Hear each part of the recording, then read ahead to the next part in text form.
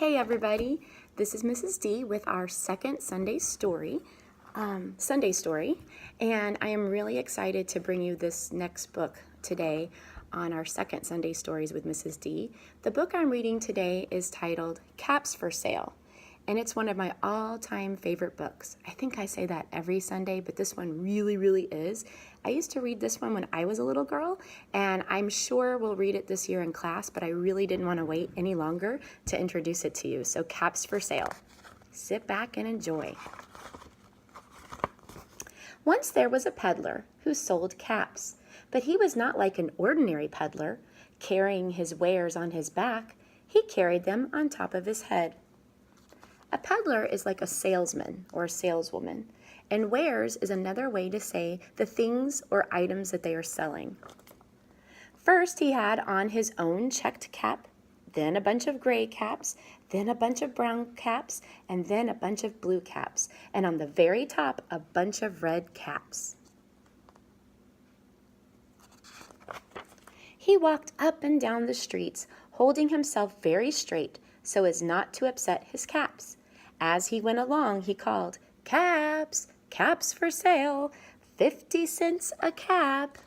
It's a pretty good deal. One morning, he couldn't sell any caps. He walked up the street and he walked down the street calling, "Caps, caps for sale, 50 cents a cap." But nobody wanted any caps that morning. Nobody wanted even a red cap. He began to feel very hungry, but he had no money for lunch. "I think I'll go for a walk in the country," said he, and he walked out of town, slowly, so as not to upset his caps. He walked for a long time until he came to a great big tree. "That's a nice place for a rest," thought he, and he sat down very slowly under the tree and leaned back little by little against the tree trunk so as not to upset his caps. Then he put up his hand to feel if they were straight. First his own checked cap, then the gray caps, then the brown caps, then the blue caps, and the red caps on the very top. They were all there, so he went to sleep. He slept for a long time. When he woke up, he was refreshed and rested. I want you to take a look at this illustration on this page and tell someone in your family what you notice.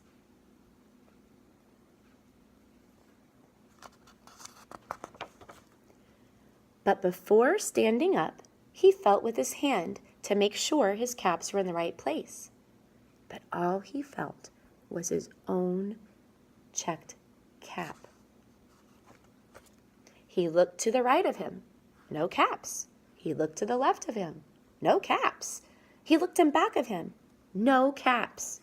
He looked beyond the tree, no caps. Then he looked up into the tree, and what do you think he saw? Why don't you share with somebody in your family what you think the man saw up in the tree before I turn the page? I'll give you a couple seconds.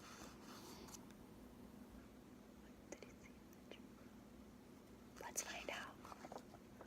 On every branch of the tree sat a monkey.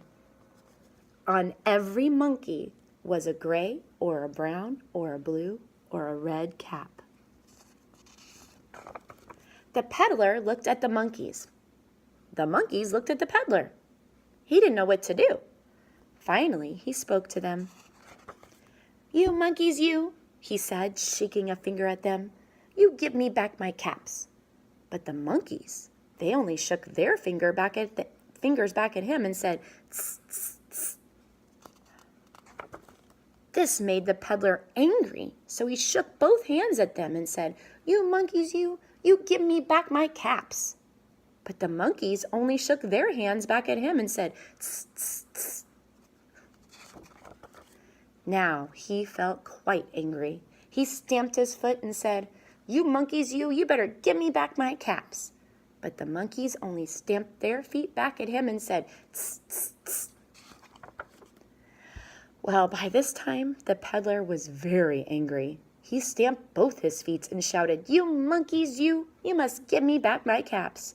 But the monkeys only stamped both their feet back at him and said, "Tss, tss, tss." At last, he became so angry that he pulled off his own cap and he threw it on the ground, and he began to walk away.